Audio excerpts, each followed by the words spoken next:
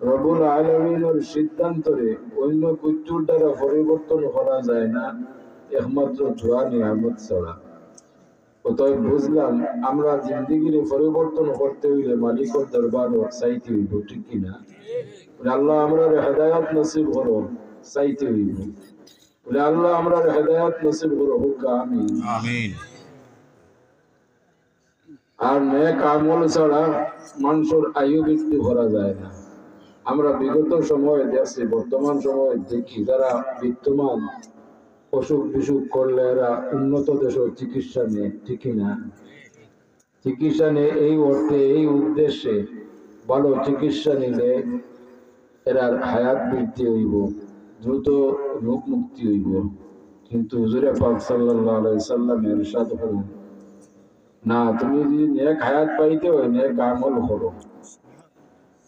OLA কি আমরা সাক্ষী যে আমরা পারিবারিক কোন সদস্য হোটেল থেকে হোটেল অসুখ বিসুখ করলে আমরা সর্বপ্রথম ভালো ডাক্তারের শরণাপন্ন হই, ভালো চিকিৎসা করাই। কিন্তু এর সময় ডাক্তার হওয়ার পরামর্শ ক্রমে আমরা রুগীরে বাড়িতে নিয়ে আই, ডাক্তারের পরামর্শ দেন যে আপনার রুগীরে বাড়িতে নিয়ে যাই। সায়েন্স মোতাবেক এই রুগীর আর কোনো চিকিৎসা নাই, বাড়িতে নেই। আল্লাহ আল্লাহ হরই ওকে যেগুলা সাইন খাওয়াই অর্থাৎ সিগনাল দিয়ে দেন যে চিকিৎসা, এই রুগীর আর কোনো চিকিৎসা নাই। অবিবাহ হল শেষ চিকিৎসা হিসাবে স্থানীয় উলামায়ে কেরাম হলরে জমা করুন, খতম শরীফ পড়াইন, দোয়া করাইন, আল্লাহ মেহরবানি করেন। খতম শরীফের উসিলায় আল্লাহ তার বন্দার বেমারকে শিফা দান করুন, দোয়ার উসিলায় আল্লাহ তার নেক হায়াত দান করুন, ঠিক কিনা? আমরা তাও সাক্ষী, আমরা দেখছি মুরব্বিয়ান এজাম হল সামনে আসেন, আপনারাও দেখছেন, আমরাও দেখছি বিগত জিন্দেগির ইমানদার মুসলমান হল নিম্নে 100 বছর সহি সুন্দরভাবে সুস্থভাবে জীবনযাপন করছেন, ঊর্ধ্বে 120-30 বছর পর্যন্ত সুস্থ শরীরে জীবনযাপন হয়ে গেছেন, ঠিক না? আমরাও দেখছি, তো আপনারা তো দেখছেন, আপনারা পূর্বপুরুষ হল। কি কারণে? এরা আল্লাহর সন্তুষ্টি অর্জন করছেন, আল্লাহর গুণগান গাইছেন। যদিও এরারে আল্লাহ এত সব নিয়ামত দিছিল না, বর্তমানে যে আমরা প্রযুক্তির দিক দিয়ে যে গুলা পাইছি এগুলা সেই সময় ছিল না, ঠিক না? এর থেকে যে 1000 গুণ বেশিও নিয়ামত প্রদান করতা, জরুরতে এরা নিয়ামতে ব্যবহার করতা দুনিয়ার বেলায়। কিন্তু এরা বড় আখেরাত নিয়ে চিন্তিত আসলা, এক মুমিনে আর এক মুমিনের লাগে প্রতিযোগিতা করতা আখেরাত নিয়ে, ইবাদত বন্দেগী নিয়ে, সুবহানাল্লাহ। আর আমরা বর্তমানে প্রতিযোগিতা করি দুনিয়া নিয়ে, হাত থেকে কার দাপট বেশি হইতো, হাত থেকে কার ক্ষমতা বেশি হইতো, বৈধ হোক আর অবৈধ হোক। এখন বৈধ আর অবৈধর কোনো পার্থক্য আমরা কাছে নাই, সত্য মিথ্যার কোনো পার্থক্য নাই, হারাম হালালের কোনো পার্থক্য নাই, আমরা কোনো অনুভূতি নাই, ঠিক না? বলা গিয়া মুসলমান হলোর সবচেয়ে বড় নিয়ামত এবং দৌলত হইল দৌলতে ইমান।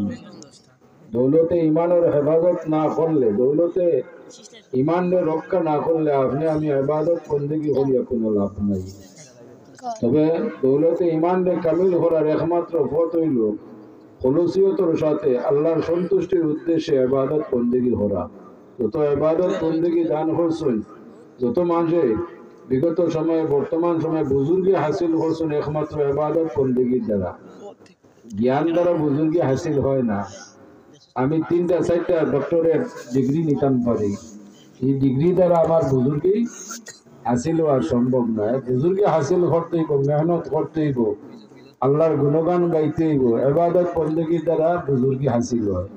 বর্তমানে এত সব মাহফিল হল অনুষ্ঠিত হয়, কিন্তু এরপরেও আমরা ইমান আমল ইসলামের কোনো উন্নতি হয় না, খালি অবনতি হয়। কথাটা ঠিক কিনা?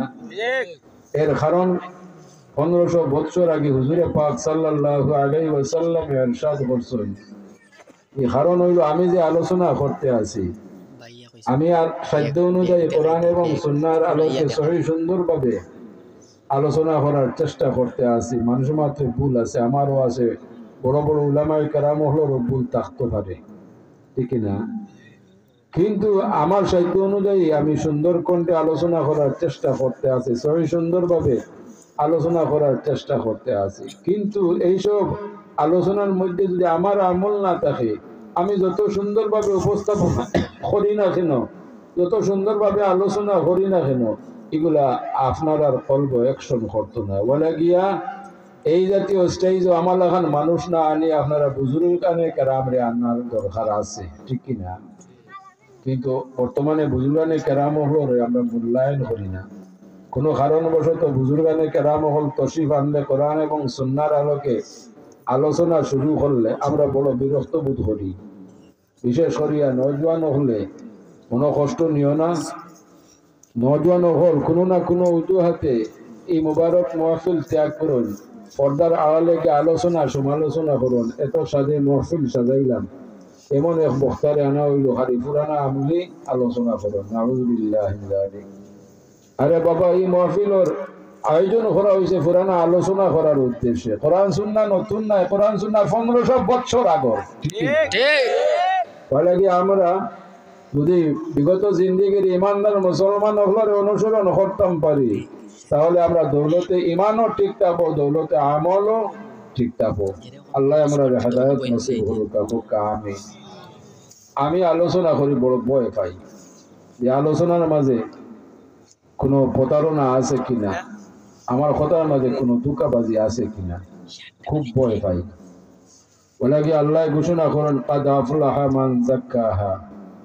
আমার গুরু দায়িত্ব হইল আমার নিজের কোরআন সুন্নাহ মোতাবেক সংশোধন করে নেওয়া। এর পরবর্তী আমার গুরু দায়িত্ব হইল আমার বিবি বাচ্চার কোরআন সুন্নাহর আওতায় আনা। এর পরবর্তী দায়িত্ব হইল আমার পাড়া প্রতিবেশী হলে কোরআন সুন্নাহ মোতাবেক আমি আলোচনা করা, ঠিক কিনা? স্টেপ বাই স্টেপ আমি যদি অগ্রসর হই, তাহলে আমার এই আলোচনা ঠিক আছে। আমার বিবি বাচ্চার ঠিক নাই, এরা পথভ্রষ্ট। আমার গাফলতির কারণে, আমার অবহেলার কারণে, আমার নীরবতার কারণে আমি দইও বালা দুধও বালা, ঠিক কিনা? এই নীরবতা মানে হইল আপনার সমর্থন করুন, মৌন সমর্থন দিছ। বলে কি আল্লাহ ঘোষণা করেন সুম্মা লাতুসআলুন্না ইয়াউমাইযিন আনিন নাঈম। আল কিয়ামতের ময়দানে আপনি আমি বাবা মা হলে প্রত্যেক বিবি বাচ্চার লাগে জবাবদিহিতা করতে হইব। সেই দিন কিন্তু আমরা আফতা করব। সর্বপ্রথম আমরা আল্লাহ গ্রেফতার করবা আপনার গাফলতির কারণে, আমার গাফলতির কারণে আপনার আমার বিবি বাচ্চা পথভ্রষ্ট হয়েছেন। ওলা কি পরবর্তীতে আপনার আমার বিবি বাচ্চা পরিবার পরিজন হলে গ্রেফতার করবা, একই সাথে কঠিন থেকে কঠিন শাস্তির সম্মুখীন হবো। নাউযুবিল্লাহ। ওলা গিয়া সর্বপ্রথম নিজরে নিজে ওয়াজ করতে হইব। আল্লাহ আমার হেদায়েত নসিব করো, তামাম আমল করার তৌফিক দান করো। আমার লাখান যারা আইনো আছে, আমার জানা নাই, আপনারা সম্বন্ধে আমার জানা নাই, ঠিক কিনা? আমার লাখান কেউ তাকিয়া তখন প্রত্যেকের আল্লাহ হেদায়েত নসিব করুক। কাকুক আল্লাহুম্মা আমিন। সাল্লাল্লাহু আলা সাইয়্যিদিনা ওয়া মাওলানা মুহাম্মাদ ওয়া আলা আলিহি ওয়া আসহাবিহি ওয়াসাল্লাম। সাল্লাল্লাহু আলা সাইয়্যিদিনা ওয়া মাওলানা মুহাম্মাদ ওয়া আলা আলিহি ওয়া আসহাবিহি ওয়াসাল্লাম। আমি আলোচনা দীর্ঘায়িত করতাম না। আলোচনার যে মূল মশলা এগুলো আমার কাছে নাই, অভাব। যতটুকু আছে এগুলো তো আলোচনার শেষ, ঠিকই না? আর আলোচনা বেশি করতেও আমি ইচ্ছুক নাই, কারণ আমার থেকে যদি আমি বাড়াবাড়ি করি আল্লাহর কাছে জবাবদিহিতা করতে বলে আমি কন্ট্রোলে চেষ্টা করি, কন্ট্রোলে আলোচনা করার। এমন কোনো কথা কই না যে আমি যেগুলো আমার কাছে নাই এগুলো আমি হওয়ার চেষ্টাও করি না। আল্লাহর কাছে ফানা চাই, আল্লাহর কাছে ভিক্ষা চাই। এই জাতীয় মহফিল রুছিল আল্লাহ যেগুলো করতাম পারছি না, তুমি আমার আগে তৌফিক দান হোক। আমিন। মুহতারাম হাজিরিনে কেরাম, এই যে আমরা দুরূদ শরীফ পাঠ করি, এই দুরূদ শরীফ কোনো এই মহফিলের সৌন্দর্যের উদ্দেশ্য নয়, বা উলামায়ে কেরাম হল একটু বিরতির যাবার উদ্দেশ্য নয়। যে মহফিলে দুরূদ শরীফ পাঠ করা হয় না, এই মহফিলটা আল্লাহ কবুল করেন না। আমরা আশ্চর্য যাই যে বর্তমান সময়ে 8-9 লক্ষ মানুষের সমাগম ঘটে মহফিল হলো। এটা আমার জবানের কথা নয়, আধুনিক জবানা, সায়েন্সের জবানা, প্রযুক্তি জবানা, এগুলো আপনারাও দেখতে আছেন। 8-9 লক্ষ মানুষ সমাগম ঘটে এই জাতীয় মহফিল দুরূদ শরীফ পাঠ করা হয় না, ঠিক কি না? এই জাতীয় মহফিল ও জিকির আজকার করা হয় না। জানি না কোন কারণে, সময়ের অভাবে না কোন কারণে, এটা আমি আলোচনা করা সম্ভব নয়, আমার জানা নাই। ওলা গিয়ে সত্য হইল দুঃখজনক ঘটনা।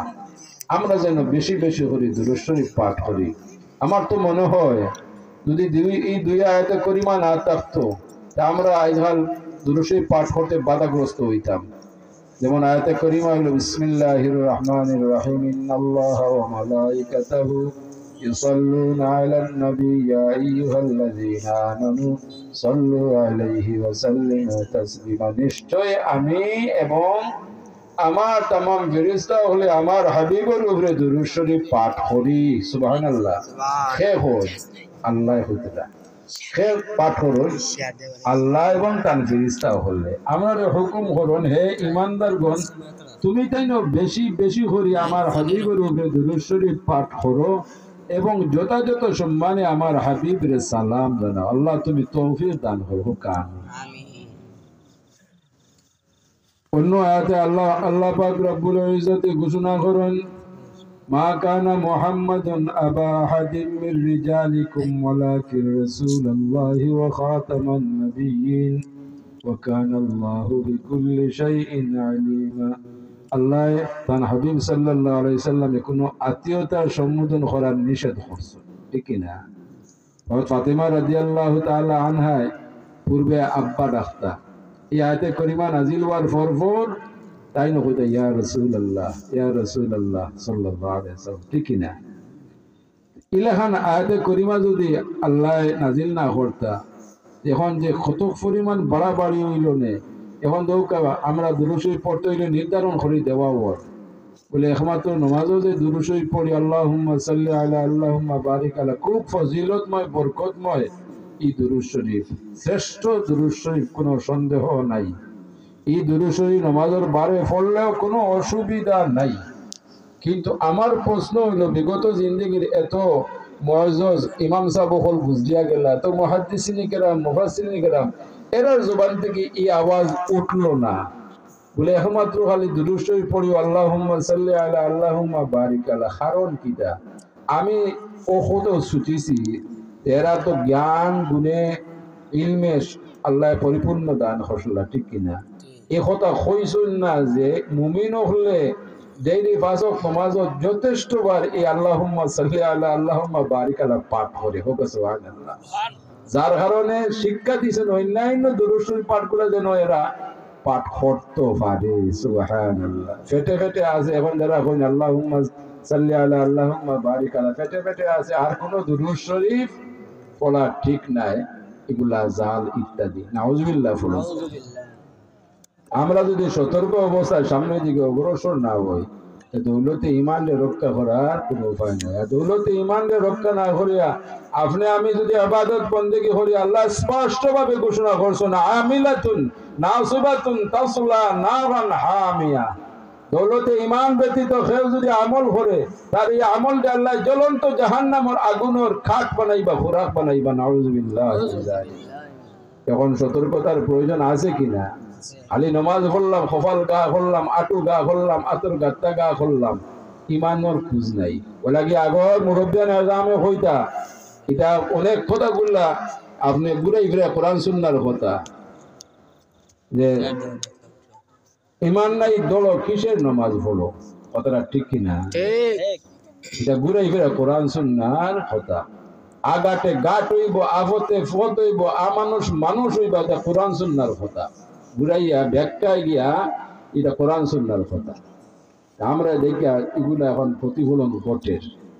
বলে গিয়ে আমরা যদি সতর্ক অবস্থায় আমরা দৌলতে ইমানকে রক্ষা না করি, তাহলে আমল করিয়া কোনো লাভ নাই। আর দ্বিতীয়ত আমলকে পরিপূর্ণ না রাখতে পারলে, ইমানকে সঠিক রাখিয়া জান্নাতুল ফিরদাউস আশা করা যায় না।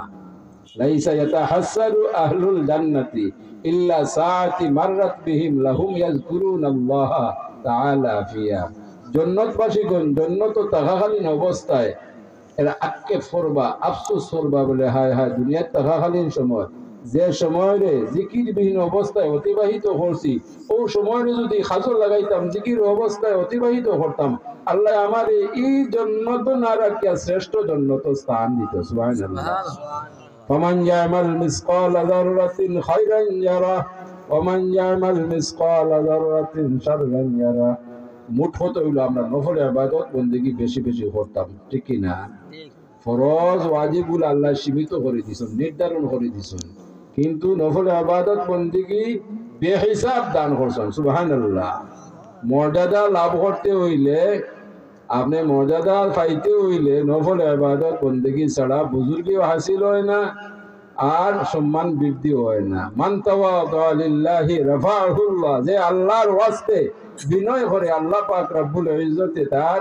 মর্যাদারে বাড়াইয়া দেয় আল্লাহ আমরা তৌফিক দান করুক আমি আর আলোচনার দীর্ঘায়িত করতাম না বিশেষ করে আহ্বান করবো যতক্ষণ মহফিল চলে ততক্ষণ পর্যন্ত আপনারা ধৈর্য সহকারে আলোচনা শুনুক আর সময় উপযোগী বর্তমানে এই মাসও কি করণীয় মুআজ্জাজ উলামায়ে কেরাম হলে আলোচনা করবা ধৈর্য সহকারে শুনিয়া যদি এগুলো আমলে পরিণত করতে পারো কাল কিয়ামতের ময়দান খাজা লাগবো কবর জিন্দেগি খাজা লাগবো ওয়া আখিরু দাওয়ানা আলহামদুলিল্লাহি রাব্বিল আলামিন আল্লাহুম্মা আমিন الحمد لله رب العالمين والعاقبة للمتقين والصلاة والسلام على رسوله الكريم رب ارحمهما كما ربياني صغيرا আয় আল্লাহ আমরারে মাফ করে দাও আমরা तमाम জিন্দা মুর্দা মা বাবারে মাফ করে দাও এই জান্নাতের বাগানের পক্ষ থেকে আল্লাহ তোমার কাছে ভিক্ষা চাই আর এই জান্নাতের বাগানের উসিলা অত এলাকার तमाम মুর্দে গান সহ তোমার হাবিবের যত উম্মত হল কবর বাসী হইছেন तमाम রে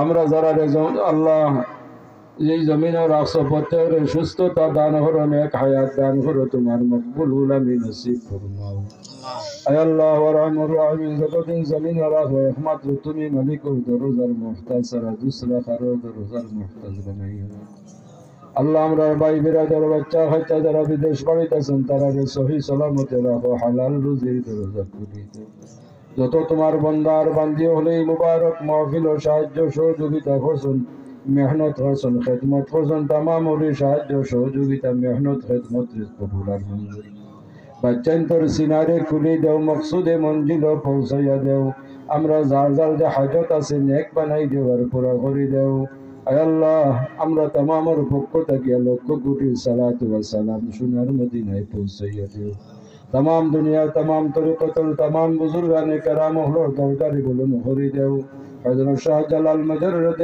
मनी रहमतुल्लाहि अलैहि 360 औलिया शो मुर्शिदुल मुकर्रम अल्लामा साहब तुबिला रहमतुल्लाहि अलैहि दरकारी बोलो मुहरी देव ओगुरु रूह मुबारक আমরা तमाम रूहे खुश करी देव ओगुरु उसीले আমরা दुआरे कबूल और मंजूर फरमाओ व सलामुन अलल मुरसलीन والحمد لله رب العالمين السلام